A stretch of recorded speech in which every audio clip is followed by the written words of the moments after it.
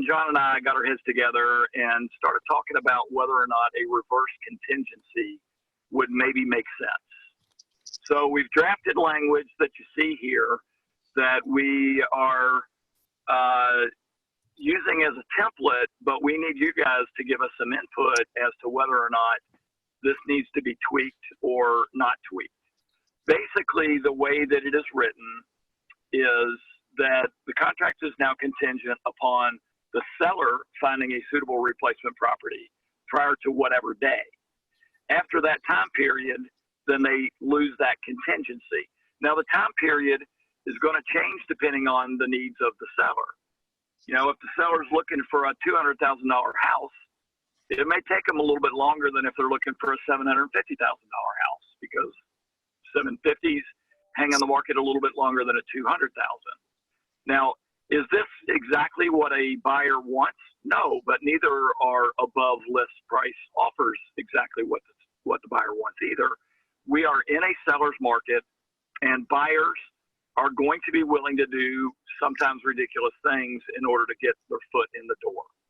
Now, we batted back and forth whether or not to start the time clock ticking now as it relates to the inspections, or to start the time clock ticking after the seller has removed the contingency. And we came down on the side, although we can change it if we need to, we came down on the side of, if I'm the seller, then I want to know sooner than later whether this buyer is in fact going to buy my house or not. And the biggest hindrance to that has always been and always will be the inspection. So the language that you see there basically says, if the buyer does an inspection and the seller triggers the contingency and says, I'm out, then the seller has to reimburse the buyer for the cost of that inspection. If you would like for me to draft language that is the opposite, I would be happy to do it. But that was the thinking that goes into it, is I don't want to run out, find my own house, get it under contract, then my buyer does an inspection, and then my buyer backs out, which triggers the failure of my new purchase, and I have to start all over again. So that was the thinking behind it. So poke holes at it if you want to. If you have suggestions for how to tweak it, feel free to. What I would encourage you to do, if this helps your seller to get off the fence, I would encourage you to put in agent notes, all offers shall contain the following contingency, and then put this language in there. Now, that doesn't mean that a buyer is absolutely going to do that. Maybe they're not going to. But if I'm looking at two offers and one has the contingency and one doesn't, I'm a lot more excited about the one with the contingency than I am about the one that doesn't. So that's my thoughts for the day. I would love for you to poke holes in it, think about it, noodle on it. But I just wanted to give you one more tool when you're talking to a seller that's nervous, because buyers are going to be okay with this. They don't have any choice but to be okay with it. As crazy as things are, this is a crazy contingency that I never would have thought to put out there before, but I think it's another tool for us. So fire away. I have a question. Yeah. Oh, and Katie, I have a quick question. Harry, so how do you present this to the buyer when you see this contingency coming back from the seller? How do you present it to the buyer? You explain to them honestly what the situation is. This seller is nervous about whether or not they're going to be able to find another house or not. They know their house is going to sell, which is evidenced by the fact that you made an offer on it. So they're nervous about it, and this is their protection to themselves. You can absolutely say, no, I will not agree to that, but that may mean that you're not buying the house. But Santosh, the reason that I recommend that you put it in the agent notes is so that that buyer knows going in that that is the expectation of the seller. And if that buyer doesn't want to look at the house because of that, that's their prerogative to decide to do that. I think that makes a lot of sense. I love this personally because I went through this semi-recently, and Steve and I spent probably 30 minutes on the phone trying to figure out how we can protect our seller in case the house they're purchasing doesn't work out. I guess what I just want to get clarity on, there's 4 spots for dates. Is that all the same date that we plug in there? Or Yeah. is it, okay, so it's not the day after your contingency or the day before or Yep. anything like that. It's the same Yep. date. Okay. Yep. Okay. Awesome, Harry. You got anything else you want to talk about? I have a quick question before we get off the topic, if that's Okay. okay. So with everything, obviously we think of it differently if we're representing the seller or the buyer. In this case, if we're representing the seller, we need to be thinking as agents about getting all of their contingencies lifted on their purchase within this time frame, because we're going to bind our seller up real quick if their time runs out and they don't get through their inspections and they don't get through their appraisal. So, I mean, I can see sellers use, I mean, it's not right or wrong, it just is what it is. I can see sellers using like a 30-day mark on this, kind of a long time frame that puts everybody in limbo. But I guess that's probably the expectation. I'm probably stating the obvious. Is that what everybody's thinking right now? My thoughts on it would be that a normal time period to put in there is 2 weeks. Because in 2 weeks, we're going to have a sense as to whether we're going to find something or not. And look, if we get bumping into our 2-week time period, then there's nothing at all that doesn't say, I can't put an addendum together that says we are either going to terminate the contract or the buyer is going to give us an additional 2 weeks. So we absolutely have the right to extend this if we want to. Doesn't mean that anybody's going to be okay with it. And in a best case scenario, we don't need this at all. But I think it's a tool that we need.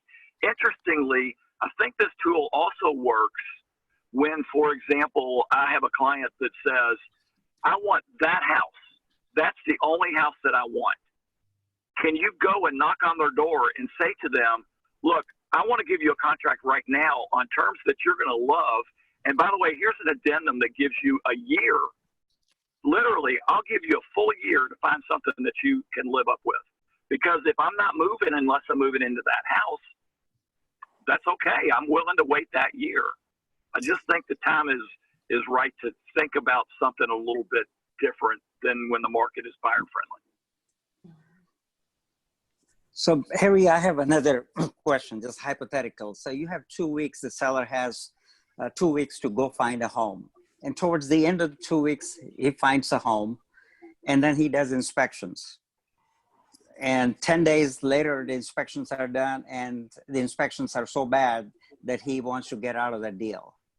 But because he has already found a home, he has released his contingency. Now he's stuck. He doesn't have a place to go, but the buyer has a contract on his home. That's exactly right. That's exactly right. And that's the risk that you as the agent for the seller needs to explain to them. And again, there's nothing that says, in an ideal world from a seller's perspective, they get it under contract before that time period. They do their inspections and negotiate repairs before the expiration of that. Okay. If I've got it under contract and I'm on day 13, then I'm going to absolutely request an extension of that time period for the 10-day window for the inspection. And I'm going to pick up the phone and I'm going to call the selling agent and say, look, here's where we are. The good news is we're under contract. The bad news is we've not negotiated repairs.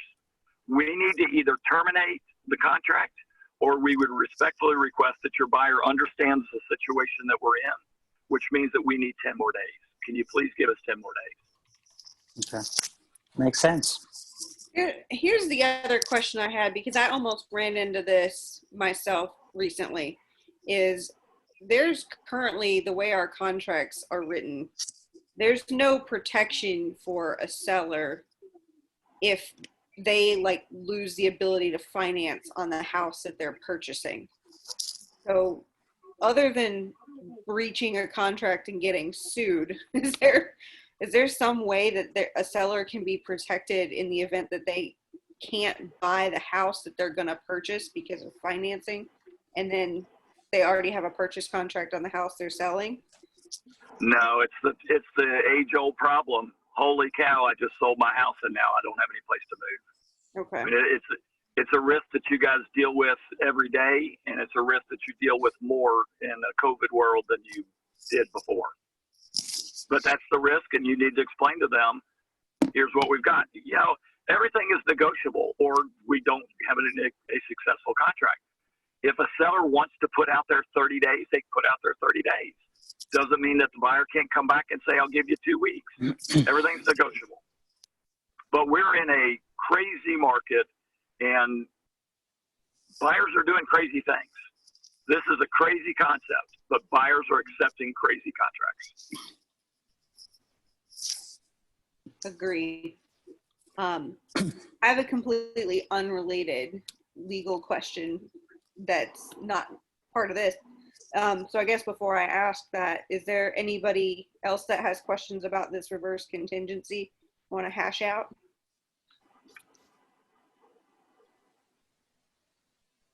Cool. So my completely unrelated question is there a way that we can protect ourselves as listing agents from receiving an entire inspection report? Because I just received a repair request, and in it, it says buyer has given buyer agent permission to share the report. And I'm like, I don't want the report. So I, as a listing agent, don't give you permission to send me the report.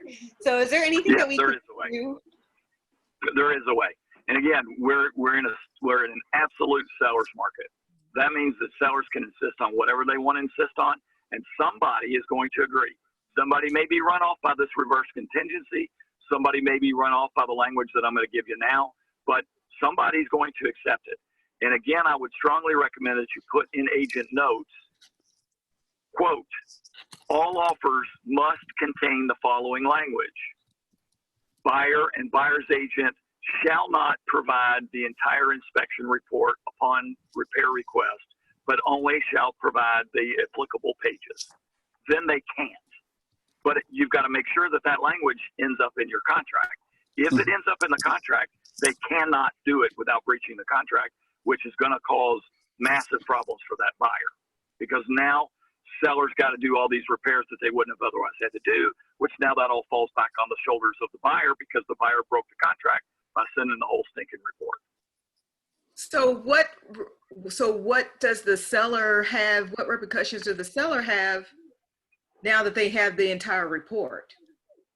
So assuming that that language is in the contract and the buyer does it anyway, now the buyer's in breach of contract, and now any of the repairs that the seller needs to do because of the results of the inspection that were wrongfully given to them, then they can go back to the buyer and force that buyer to pay for all those repairs because they wouldn't have had to do it otherwise. In a situation where that language is not used and the agent just sends over the entire report, we can't prevent them from doing it. We've got it. Now we're going to sit with our sellers and we're going to say, this stinks, and let's assume that deal falls apart. This stinks. They shouldn't have done it, but they did it, and we've got to adjust.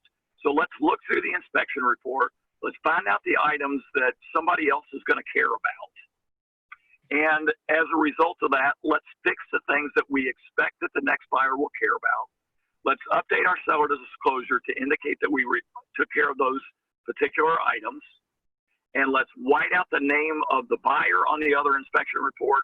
Let's white out the name of the inspection company, and let's publish the whole thing. They gave it to you. It is now yours.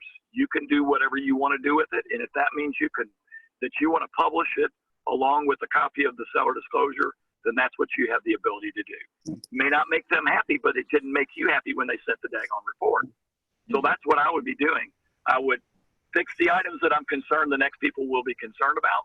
I will update my seller disclosure to disclose the items that I updated, and I will say, see attached prior inspection report, and I'll give them the whole bloody thing. But Harry, what about the seller having a legal recourse? What is the process like to go after the buyer for inspection costs and all of that?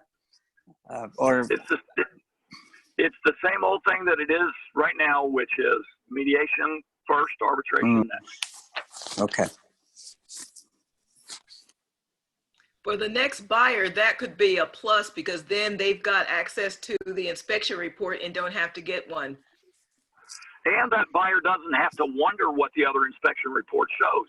You know, when a deal falls through as a result of the inspections, and you indicate in agent notes that it fell through as a result of inspections, or you don't indicate that, but the agent asks you, they're going to be wondering, I wonder what was wrong with it.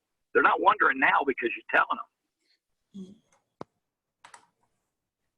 I see a win-win myself. Well, that's because you see the glass is 3/4 full. And I love that about you.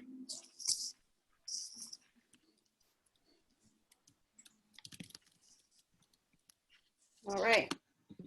Any other legal questions before Mr. Harry departs us this morning? Alyssa just commented, should this not be language, only send parts of the report pertaining to repairs added to the contract? I know that is a question ultimately for the Forms Committee, yet it may be important to consider. I think it would be awesome. We, as a member of the Forms Committee, we have actually talked about that. Harry actually, John Borders has been helping us work on the inspection paragraph. We've been playing with all different language, we've got samples of contracts literally from across the country on what their inspection language is. And I'm on the little subcommittee task force within the big committee to try and tweak this paragraph. We've been on hiatus for the last several months, so we haven't been able to work on it. But it is something that we've been considering. The reason that there's been some controversy around it is if I, as a buyer's agent, accidentally send the wrong attachment.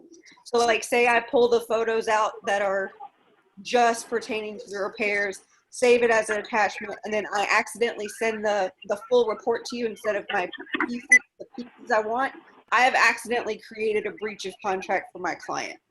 So that's kind of the controversy that we're trying to work through. But I agree, I think it would make a lot of sense if it was written somewhere in there. We just have to figure out how to protect ourselves if accidents happen. Well, John is the journalism major, and I'm the engineer major, so I leave that to him.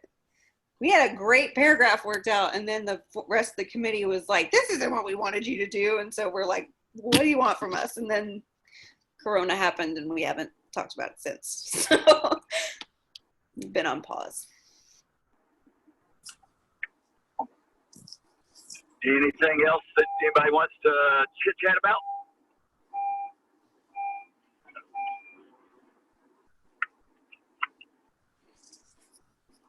All right. Thanks, Okay. Harry. Thank Thank you, you, guys. I love you guys. Have a great day. Stay safe out there. Thanks, Harry. Thanks, Harry. See you guys. Speaking of brokers, Brad Long has his Mastering the Sales Contract class today at 1 in person in the training room. So even if you've come before, come again. There's always more to learn.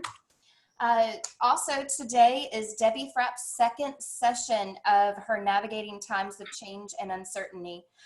She has a phenomenal perspective on thriving during these times of uncertainty and stress.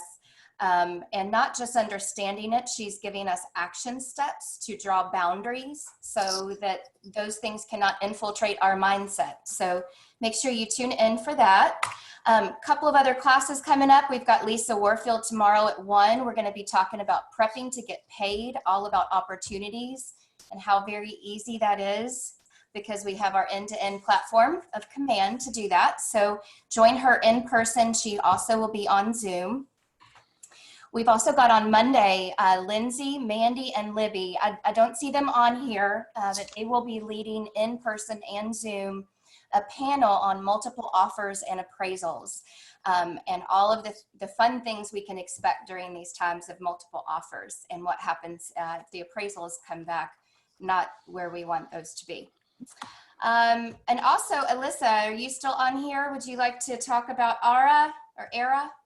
ARA? Sure. Yeah, his name's Era Whitty. Yeah, And thank he you. is a health insurance agent that is a friend of mine. I've been in communication with. He writes plans for individuals, which is super hard for us to come by. In fact, for many people considering real estate as a full-time career, I think that's one of the largest objections, is saying, I don't have good health childcare. I can't leave my space right now and go full time. So he's going to talk with us about what the individual plans look like. And then his partner, it's Byrne Insurance, Byrne. His partner is going to talk about small group plans. He started to explain to me how 2 or more people can collectively be enough of a group for some group incentives and some group rates. So not fun, exciting conversations, however, highly beneficial and I think very valuable, particularly with this time of year. It's open enrollment for a lot of different people. And he can talk about who he partners with, who he uses, how it's set up, probably get down to some numbers and some pros and cons, just really important information. So there is a Zoom link. It's next Thursday, the 20th at 1 o'clock, about an hour, super casual, but hop on even if you just kind of want to have it running in the background just to educate yourself and make sure you have all the options that you need for you and your family. Great. Thank you so much for putting that together. It is very beneficial. We appreciate it. All right. And then Santosh has put together our investment series. We're bringing that back. And on Monday, August 24th, we've got Jimmy Welch, Chris Thomas, and Todd Paxton from our Southern Indiana office, who are going to be talking about the investment side of buying and holding. So please join in on that and get some great information on building up wealth. Santosh, is there anything else that you'd like to say about that? I think these 3 guys have done a lot of investments, and I think we'll pick up a lot of things, and especially new investors, people who are wanting to get started into investing. They will get some information out of it. Could be very valuable.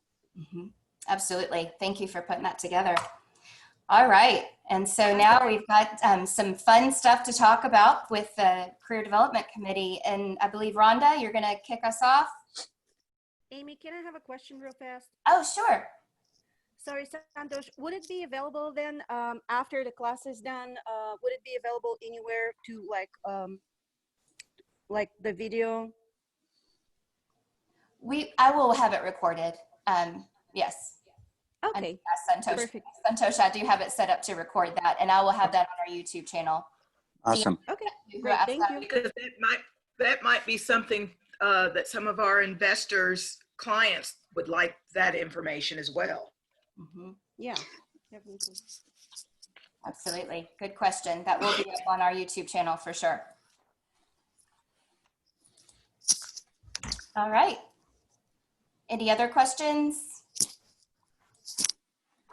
Okay, Rhonda, there you go. I'm unmuted. If you want to go to the next slide. We would just like to introduce to you guys a couple of books that you may or may not have heard of or had a chance to read. Sell It Like Serhant is a book that I actually got sent to me in the mail during COVID by one of my lenders who highly recommended it. And it's a real estate book, but it's totally different. It's light reading, it's storytelling. He's funny. If you're not familiar with him, he has 2 shows on Bravo, and he actually $1 Million Listing is out of New York, the Manhattan area, and Ryan went up there during a tough time, had no sphere, and started a real estate business. Now I believe he has over 30 people on his team. He's very successful, but he doesn't, he had a rough start. He had nobody. He just talks about how he got clients and got started in the business. So I highly recommend it, especially sometimes we get bogged down in some of the typical business books, a lot of statistics and quotes, and they don't read kind of, to everyone's taste. But again, this is just, it's all stories. He changes the names and tells the scenario so he doesn't give away, who he's talking about, but they're all true. So, and then Santosh will talk a little bit about the Go-Giver here in a minute. But one thing, just to recap what Ryan talks about as far as our clients, if you want to go to the next screen, he talks so much about the first is sales isn't about delivering a cheesy line, but about finding a sincere way to connect with people. And we've heard it time and time again, over and over and over. It's about relationship. It's about following up. It's about connecting with people. If you want them to spend money with you, You must make them feel comfortable in your ability to get them what they want. And a lot of that comes from listening. And he tells stories about, you know, again, relating to your clients, listening to them, and being relatable. You're their counselor, and not coming so much across as a salesperson, but as somebody who knows and sympathizes with them and who understands. And he also talks about becoming a master of follow-up is one of the most important things a salesperson can do to increase sales. And follow up, follow up, follow up, follow up. That's the first one. But he talks about, he has a 3-step approach. It's called follow up, follow through, and then follow back again. And the first thing on follow up, I will go ahead and tell you, he talks about never expect people to get in touch with you. You know, we have to be constantly reaching out through systems and through some way of identifying with our people. And he talks about, which I relate to this, I guess, with new leads, follow up until they say yes, or you read their obituary, which is kind of funny because sometimes, you know, we think we bother people, but find a different way to follow up, come from contribution. Don't just always be reaching out and saying, hey, do you still want to buy a house? Hey, do you still want to buy this? But offer suggestions, offer information about the market, you know, talk about interest rates or what's going on, if it's a seller's market, if it's a buyer's market. He says, follow up with active clients every day without being a pest. And follow up is the first step. So how do you do that? How do we follow up with active clients every day, not be a pest? And one thing that he talks about and that I've found helpful is if they are a hot client and they are ready to buy immediately, we need to come from contribution, just send them a listing. Let them know that you're looking, text it to them real quick and say, hey, I just saw this. It meets 8 out of 10 of your criteria. Just want to let you know I'm still looking. You're still top of mind. Let me know what you think about this property.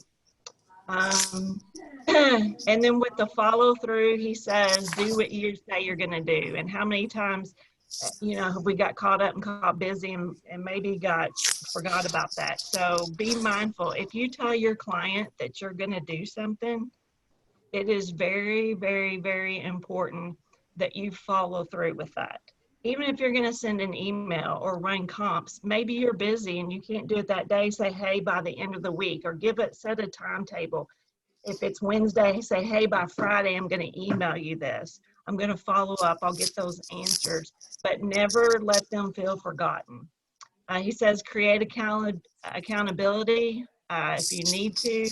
You know, we have coaches, we have teams that help us set goals and hold us accountable. And he says, never forget, you don't just have clients, you have relationships. So think about building relationships. That's the biggest thing. And again, he built a big business in Manhattan, a big city, that he didn't know anybody. So he joined, for instance, I'll just tell you about the book. He joined 3 gyms, 3 different gyms in 3 different areas of town. He talks about, you know, some of us have our churches or, you know, where we congregate, our networking, our kids' schools, but he didn't know anybody. He didn't have any kids. He wasn't married. And he joined 3 different gyms. And that was a way for him to connect and build relationships. And then he, you know, let people know he was an agent. He was in the real estate market and developed relationships that way. And Katie's, yeah. Oh, Go for it, Katie.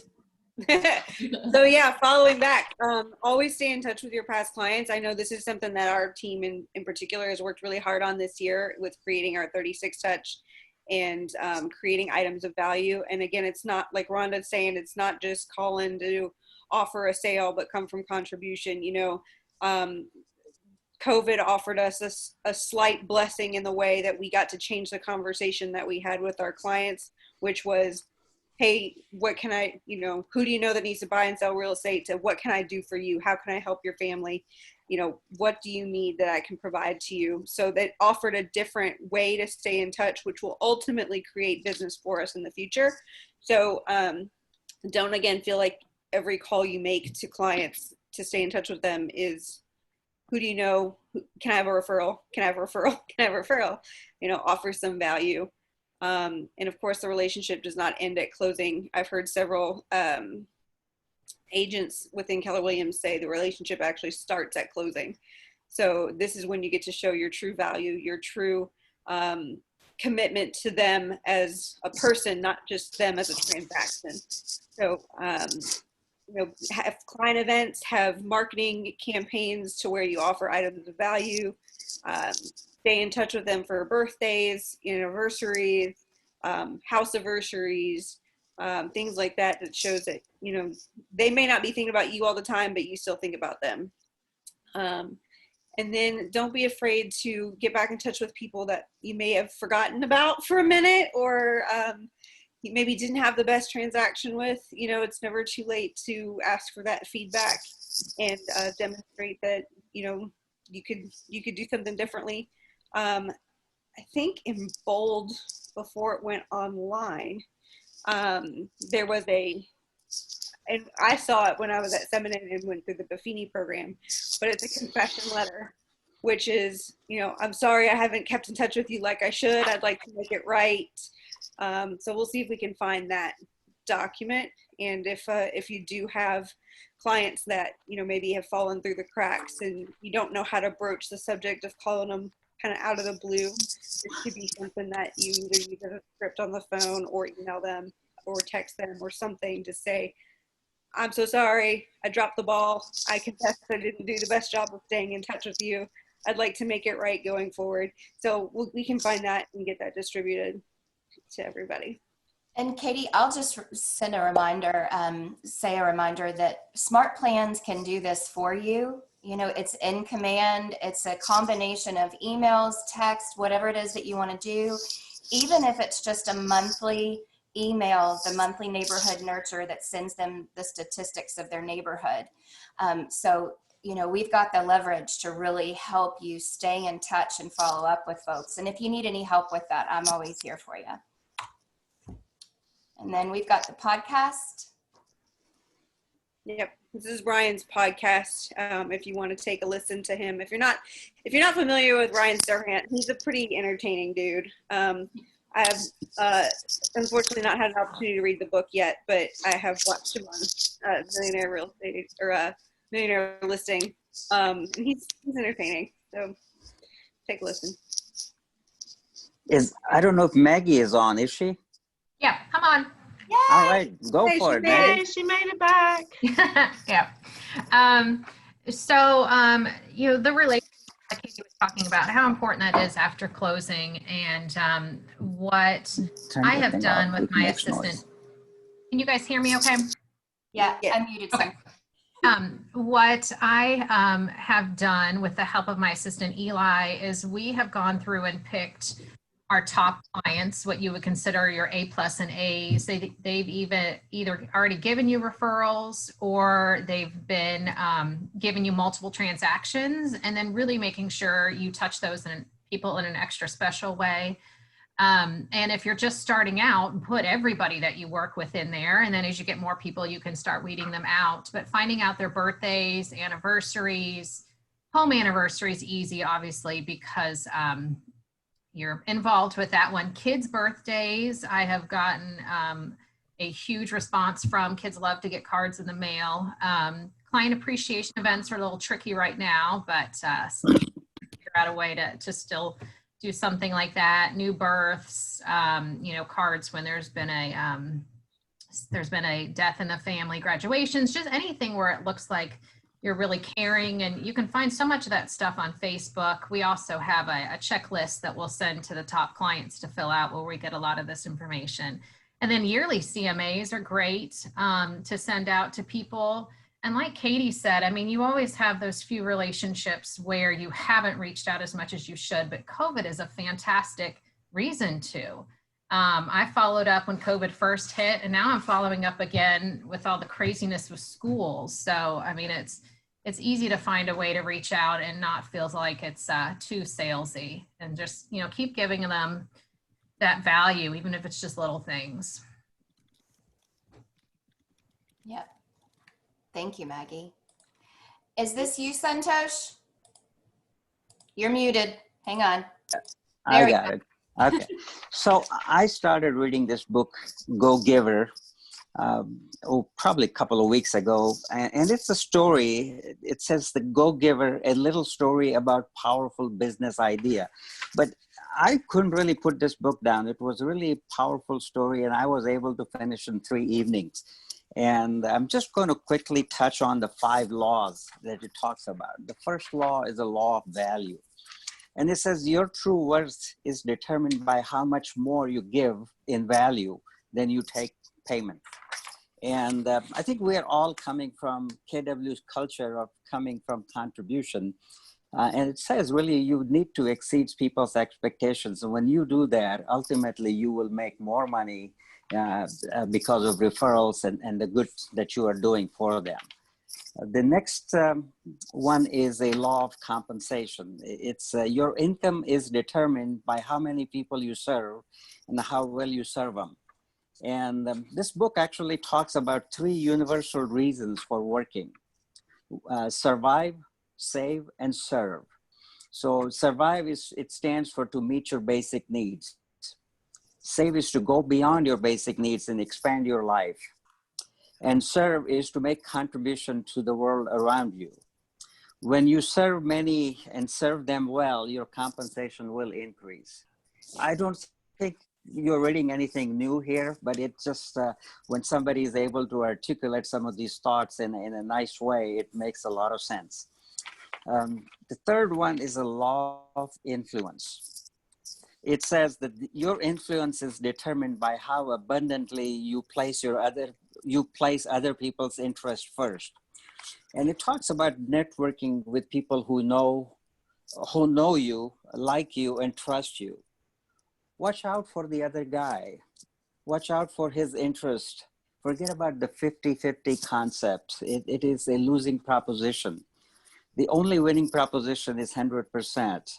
Make sure your win is about the other person and not about you. Go after what he wants. This creates influence that will propel you and to have great influence on all areas of life: business, family, and friends.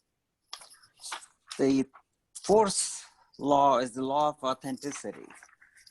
And it basically says that, remember, no matter what your training is, no matter what your skills is, no matter what area you are in, your most important commodity is yourself. Be authentic about liking people, caring about people, being a good listener. And it all starts with you. And this is so much like what we always talk about here in our business. And we just, covered a lot of that here a bit ago. And the last one is the law of receptivity. It says the key to effective giving is to stay open to receiving. It says our culture is coming from contribution, and at the same time, all we do is give. It is not really good because we need to be open to receiving. Unless we make ourselves available to receive, it does not matter. If you don't let yourself receive, you're refusing the gift of others. Be curious. Having dreams and believing in yourself is a part of receiving. A teacher cannot grow unless he or she is learning or receiving while teaching or giving. So I think these 5 principles, the laws, were awesome. And I think we as a group, we decided that we really needed to share this with you. So, as the Career Development / Education Committee, we wanted to bring a little bit of extra value to you today, talk about some books that have been on our minds, and just kind of share that with you, give you a little bit of value today. So anything that you guys heard or took away that would move your business forward that you want to share or have questions?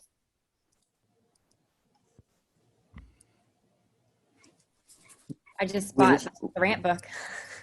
I think it's amazing how much Go Giver sounds like Keller Williams. It's just, it is in our culture that we have, give and take. I mean, That's why we have so many agents involved in decisions and in the committees and running team meetings and all and teaching. So it's just, I love how that book sounds like Keller Williams.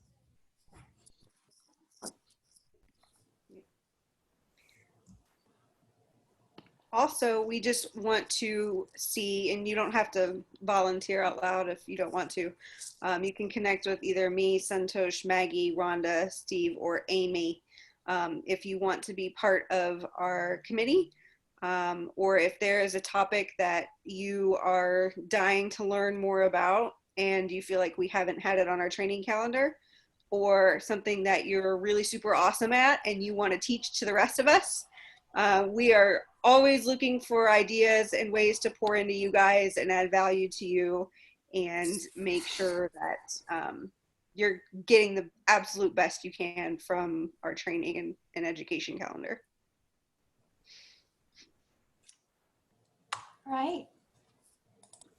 If anybody has anything that we didn't discuss, you know, maybe not everybody's from here. Did you come here and didn't have any sphere, didn't have it, you know, you had to network? We'd love to hear your ideas. Even if you don't want to express them now, but you said, hey, I did this. A lot of us, we know about pop buys. We know about phone calls and text messages and that kind of thing. Handwritten notes, I think are still so powerful. There's nothing like a thank you card or an appreciation card in the mail, a handwritten card. But if you do something different, please reach out and share that with us. How did you build your network or your sphere or your business, not really knowing anybody? That's always a great topic of interest, because we're always looking for different ideas and different things to share in our meetings and in our teaching classes. One of the ways that because I'm from Henry County but moved to Shelby County when I came back from North Carolina, is getting involved in the community. If you get involved and volunteer your time, it will expose you to a lot of opportunities. I did Leadership Shelby. I volunteered for about 10 years with the Shelby County Extension, and I still do that. The Chamber, all of those things that you can put yourself and get involved in will reap benefits even years after, because now I'm reaping the benefits of doing the volunteer work that I did with those organizations. Marcia, Yeah, that's awesome. A wonderful class to teach. We'll be in touch, Marcia. Just told you. But, you know, to Rhonda's point, you know, anything that is possibly creative, like what Marcia just discussed, you know, there's more than one way to build a business. It's not just FSBOs expireds, you know, it's not just web leads. You know, did you network? Did you volunteer? Did you master open houses virtually? You know, what did you do?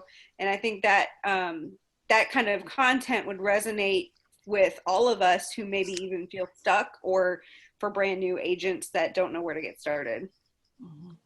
And you got to be true to yourself. If that's the type of person you are, I mean, I don't, you know, there's things in real estate that I really don't like doing, like door knocking and that kind of stuff. But I love volunteering, getting involved in different organizations. So for me, that was my sweet spot. So you got to find what is right for you and what makes you feel comfortable, because it'll naturally happen based on your personality style. Marcia, you just talked about the law of authenticity. You have to be yourself. You have to be true to yourself. Yes. Yeah, that's an awesome point, Marcia. Thanks for sharing. I follow her on Facebook, and you know, it's hard to pretend like you care. I mean, you just can't. It eventually shows through. But when people are passionate about things, you know, I see that Marcia, you know, that she is checked in and involved in her community or her church ministry. So that shines through, and people do see that. And it's just awesome, you know, find what you care about and pour into it. Such a good point.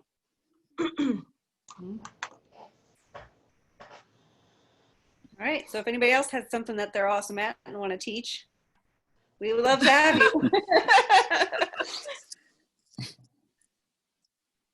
Love how you stuck that in, Katie. Now, you know, gotta always be looking for talent, right? We're looking to receive from Marsha. Yes, exactly. All right. Well, I All right, think Amy. that about does it for us. Amy will let you tie the bow on it.